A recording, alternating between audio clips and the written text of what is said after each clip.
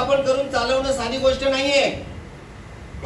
आज कुणबी समाज युती संघाची तशी 7 जिल्ह्यांमध्ये, कोकणात तरी कोकण बेल्ट मध्ये, कोकण विभागामध्ये जी बांधणी आहे त्या बांधणीमुळे आपल्याला ते साध्य झालं। आपल्याला तो प्लॅटफॉर्म मिळाला, नंतर आपण आज पसरत चाललो आहे। आज पश्चिम महाराष्ट्रात असू देत, विदर्भात असू देत, काल मराठवाड्याची लोक आली होती, नगरची पण मागणी आहे, नगरची तर लेखी मागणी आलेली आहे बांगरे साहेबांच्या माध्यमातून की आम्हाला 1-2 दिवसाचा इकडे दौरा द्या आणि पदनियुक्त्या करा, आम्ही इकडे कामाला लागतो, नाही तर आम्हाला आदेश तरी द्या। साखर कारखान्याचे अध्यक्ष स्वतः झाले, ते म्हणाले पूर्ण जबाबदारी माझी। सांगण्याचं तात्पर्य असं आहे, आपल्या कार्याचा पसारा सगळीकडे पसरतोय। हे करत असताना आपण काय काम करतोय हे लोकांपर्यंत, ते मगाशी सांगितल्याप्रमाणे सारांश सांगतोय, ते लोकांपर्यंत पोहोचलं पाहिजे। तिलोरी कुणबी जो प्रश्न एवढे वर्ष रखडत पडला होता, 1 जुलै या 2024 मध्ये सन्माननीय राज्याचे मुख्यमंत्री यांच्या निवासस्थानी वर्षा बंगल्यावरती 3.5 तास बैठक झाली। त्यामध्ये तुम्ही काही लोक त्याचे साक्षीदार पण आहात। 3.5 तास बैठक झाली। त्या बैठकीमध्ये आपण 22 मुद्दे ठेवले होते। 22 मुद्द्यापैकी 7 मुद्द्यांवरती GRS तिथल्या तिथे काढण्यात आला। उर्वरित मुद्दे टप्प्याटप्प्याने सोडू म्हणून सांगितलं होतं।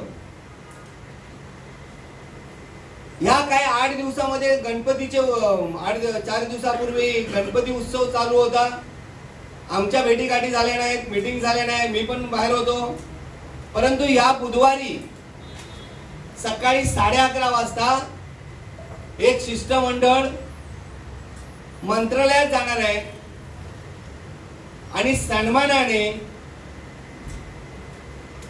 कुणबी समाजातील तिलोरी कुणबी पोटजात वगळण्यात आली होती, ती कशा पद्धतीने पुन्हा त्या तिलोरी 83 मध्ये म्हणजे 83 मध्ये पोटजात सामावून घेतली, त्याचा GR बनवून कॅबिनेट मध्ये मंगळवारी दुपारी 2:30 वाजता त्याच्यावरती शिक्का मारताय। सगळ्या मुख्यमंत्र्यांपासून सगळ्यांच्या सह्या झाल्या आणि ते बुधवारी सकाळी आपल्याला 11:30 वाजता देत आहेत।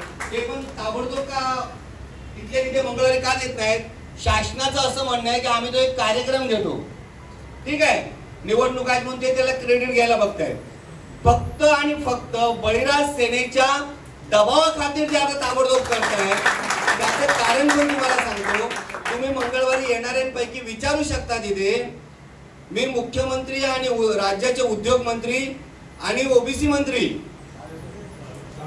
अतुल सावे यांच्या समोर गणपतीच्या 3 दिवस अगोदर ह्या भाषेत सांगितलं, जर तुम्ही आम्हाला नवरात्रीच्या आधी, दसऱ्याच्या आधी हे जर करून देणार नसाल तर आम्ही आमच्या कोकण पट्ट्यातून 39 ते 42 ज्या विधानसभा आहेत त्या आम्ही स्वतंत्र लढून निदान तरी 27 ठिकाणी आम्ही तुमचे उमेदवार पाडू, एवढी बळीराज सेनेची ताकद आहे।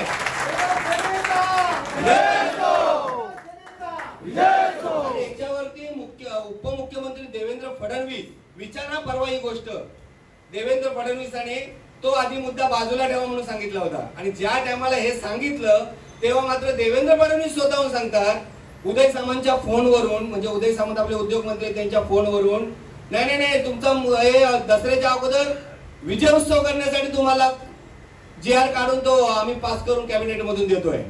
सांगण्याचं तात्पर्य असं आहे, ह्या गोष्टी फक्त दबाव खातीर होतात, मोर्चा काढून, आंदोलन काढून करून किंवा फक्त निवेदन देऊन ह्या गोष्टी होत नाहीत। याच्यासाठी दबाव टाकावा लागतो, तो दबाव आज बळीराज सेनेच्या माध्यमातून सरकारवरती करतोय। आता आपल्याला तुम्हाला मुद्दाम सांगतोय, वाटाघाटीमध्ये विधानसभेच्या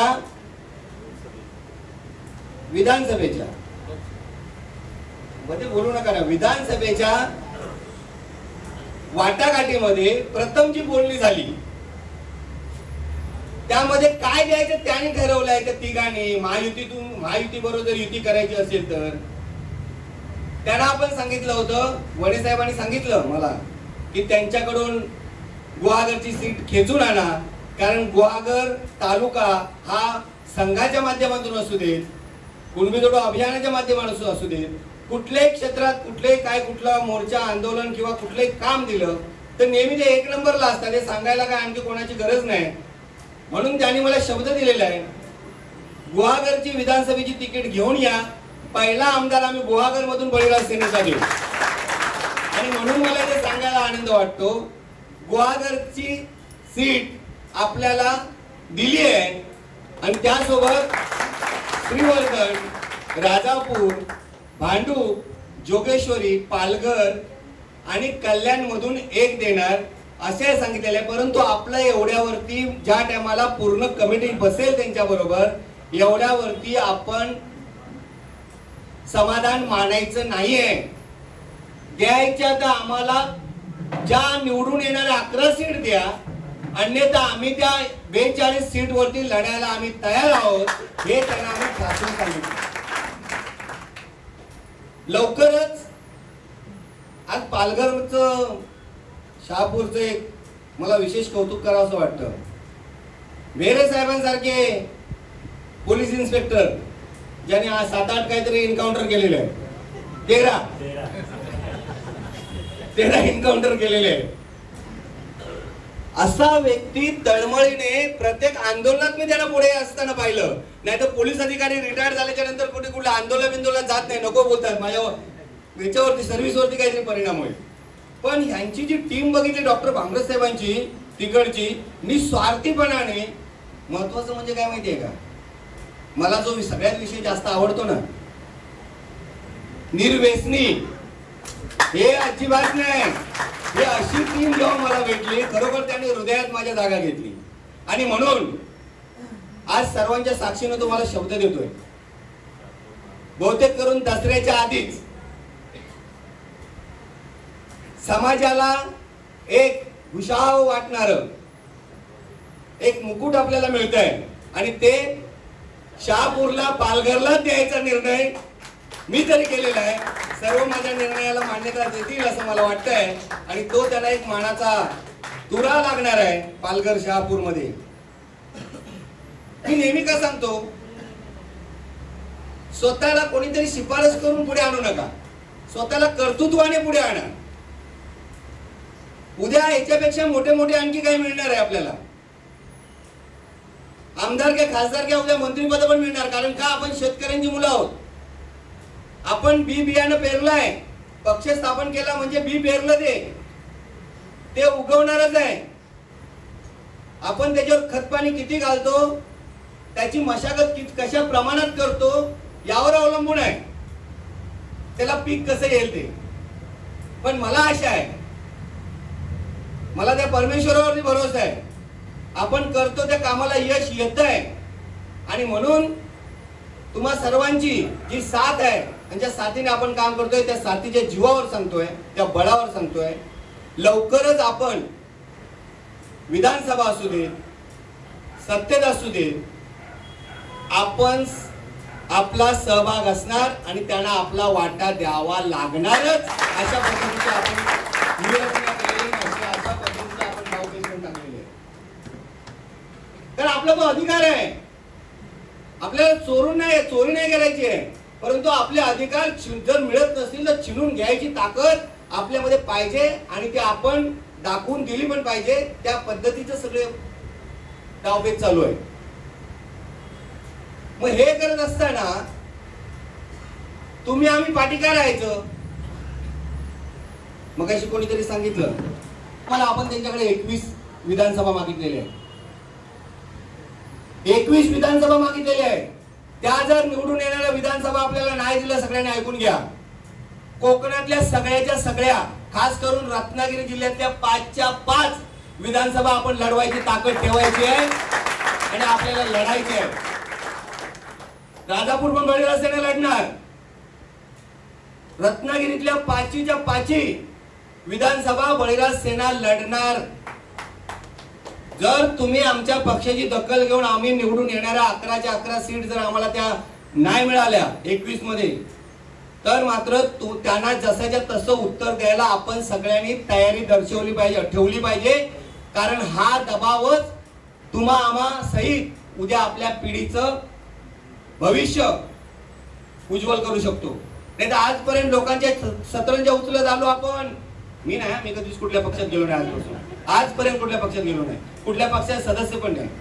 आजपर्यंत आपला समाजाचा वापर ज्या पक्षाने केला त्याला काय दिलं? सतरंजा उचला, खुर्च्या उचला, त्या बदल्यात काय निवडणुका आल्या की कधीतरी म्हणतात ना, मला नाही माहिती, मी कोणाला आरोप नाही करणार, बाटली आणि कोंबडं म्हणजे मटण, दारू बाटली आणि मटण काय ते, हा डाग कुठेतरी लागलेला ना आपल्या समाजावरती पुसून काढायचा आहे. आणि म्हणून त्यांना दाखवून द्यायचं आहे की आपल्याला आम्ही आज स्वावलंबी आहोत, आम्ही स्वतःच्या पायावर उभे राहू शकतो, आम्ही स्वतः निवडणुका लढू शकतो, आम्ही स्वतः जिंकू शकतो. कारण बहुजन समाज हा फार मोठा आहे, ओबीसी समाज हा फार मोठा आहे. आज सगळे ओबीसीचे घटक जेवढे आहेत ना ते सगळे एकत्र आले. आता काल की परवा दिवशी आपल्याकडे प्रस्ताव आला आहे. या महाविकास आघाडीने महायुतीचा प्रस्ताव होताच, परवा दिवशी नवीन प्रस्ताव आला तिसऱ्या आघाडीचा. स्वतः ऑफिसला झाले होते मुलुंडला, साहेब तिसरी आघाडी करूया, कोकणातल्या 42 सीट तुम्ही सगळ्या तुम्हाला घ्या आणि पूर्ण कोकणाचं नेतृत्व तुम्हाला घ्या. एक हेलिकॉप्टर पण देतो निवडणुकीला, म्हणून निवडणुकीला वापरण्यासाठी, कायम करू प्रचाराला. एवढं सांगण्यासाठी आपल्या ऑफिसला टीम आली, मुलुंडला बसले होते भांगरे साहेब वगैरे, तरळ साहेब वगैरे बसले होते. सांगण्याचं तात्पर्य काय? हा झाला दबाव.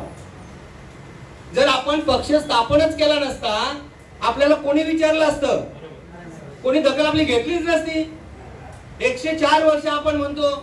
आज RSS या आपल्या नंतर स्थापन झाली, KSS 1920 साली स्थापन झाला. खऱ्या अर्थाने आज राज्यासहित केंद्रात पण आपण सत्तेत उभे होतो, परंतु आपण कधी ती हिंमत केली नाही, ती डेअरिंग केली नाही, तशी पावलं उचलली नाही, म्हणून आपण मागास राहिलो, मागे पडलो. दुसऱ्यांनी नाही आपल्याला पाठी ठेवलं, आपण स्वतःच पाठी राहिलो. आणि म्हणून आता तो विषय बाजूला ठेवायचा आहे, लागलेले डाग पुसून काढायचे आहे आणि एका ताकदीने संघर्षाला सामोरं जायचं आहे. आणि निवडणूक म्हटली की साम दाम दंड भेद हे सगळं वापरायला पाहिजे आणि ते वापरायचंच आहे. बळीराज सेना याच्यासाठीच निर्माण केलेली आहे, कोणासमोर हात पकडायला नाही, कोणासमोर हात जोडायला नाही, तर आपले अधिकार खेचून घेण्यासाठी, आपलं अस्तित्व निर्माण करण्यासाठी, आपला जो विकास राहिलेला आहे त्याची उन्नती करण्यासाठी. आणि म्हणून या बळीराज सेनेची आपण स्थापना केलेली आहे. आज तुम्ही सर्व पदाधिकारी त्यांच्या काही नियुक्त्या झालेल्या आहेत. नुसत्या पदाधिकाऱ्यांच्या नियुक्त्या करून त्यातून आपल्याला काहीच साध्य करता येणार नाही. जसं आपल्याला भोवड साहेब कुठे गेले ते भांडूपचे, काय काळजी करू नका, भांडूप मध्ये सगळा कोकणी वर्ग आहे. आपल्याला भांडूपची पण विधानसभा लढवायचीच आहे. तुम्ही 80% बांधणी केली म्हणून स्वतः सांगितलंय, 20% बांधणीमध्ये तुम्हाला काय मदत लागेल हे बसलेल्या सगळ्यांना सांगा, सोबत घ्या. तर साहेब याच्यातले हुशार आहेत, मास्टर आहेत,